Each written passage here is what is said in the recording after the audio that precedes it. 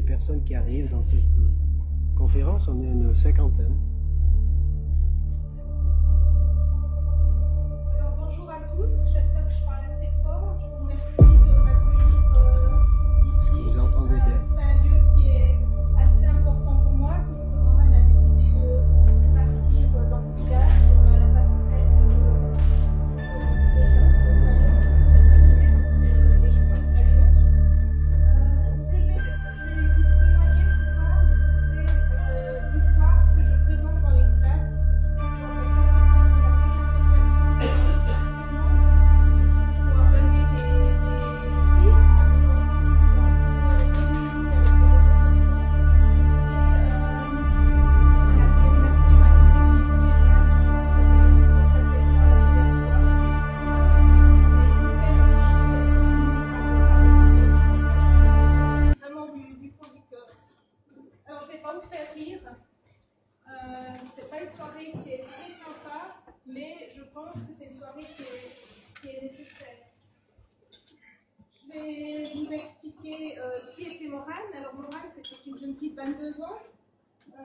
dans une fratrie de 5 enfants.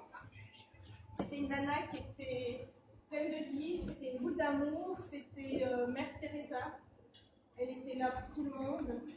C'est celle qui rassemblait toute la famille, celle qui, à minuit 5, envoyait un message de joyeux anniversaire à ses frères, à son papa, à ses grands-mamans. Et puis, elle a subi du harcèlement. Donc, nous avons créé cette association pour parler du harcèlement, pour expliquer aux jeunes qu'est-ce que c'est le harcèlement. Et puis, à travers le témoignage de ce qu'elle a vécu, j'ai demandé à Georges, il faudra couper un petit moment parce qu'on est en plein procès, on a un procès qui va démarrer. Et puis, il y a des choses que nous n'avons pas encore le droit de passer sur les réseaux sociaux. C'est pour ça que je vous demande de ne pas me filmer. Mis à part, je te remercie. Alors, je ne sais pas si je vous ai dit, je m'appelle Mélanie, je suis maman de 4 enfants, Jordan, Morane, Louis et Noah. Et puis, si je suis là aujourd'hui, c'est pour vous partager l'histoire de Morane. Le harcèlement, c'est un sujet sérieux qui a profondément affecté ma famille. J'aimerais sensibiliser et vous prévenir de telles souffrances. Morane était une jeune fille aimante, pleine de vie et d'émotions, pleine d'ambition aussi. Malheureusement, le harcèlement qu'elle a subi a eu des conséquences tragiques sur sa vie et la nôtre.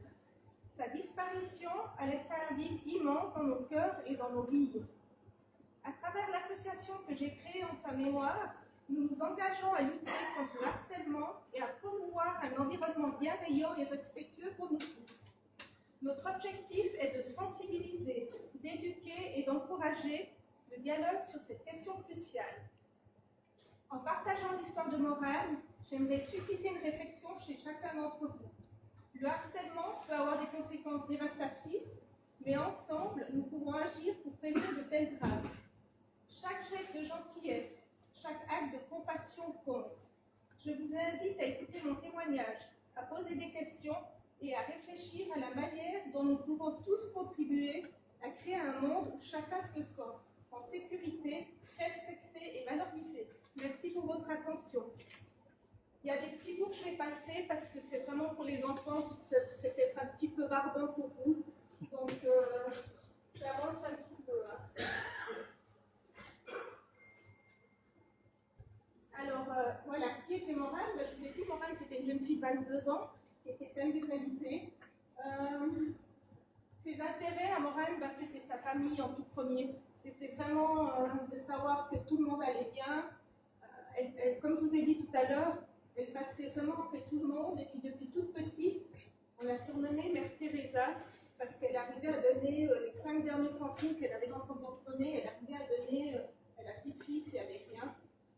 Et puis elle avait un deuxième intérêt, Morane, c'était une monstre bosseuse. Elle a fait son apprentissage d'assistante en pharmacie. Et puis après, quand elle a eu son CFC, elle a fait des cours dans l'immobilier et elle a ouvert une agence immobilière qui travaillait avec son papa et ses frères.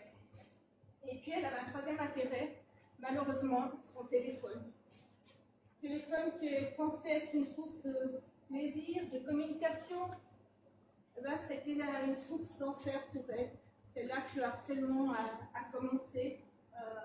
Elle a vécu, je dis souvent aux jeunes que le téléphone de morale était une arme. Je pense que c'est vraiment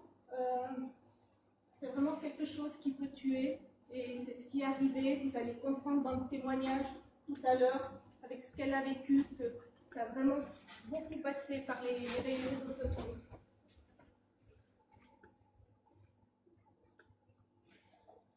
Alors là, Georges, je vais te demander de couper. Je suis désolée.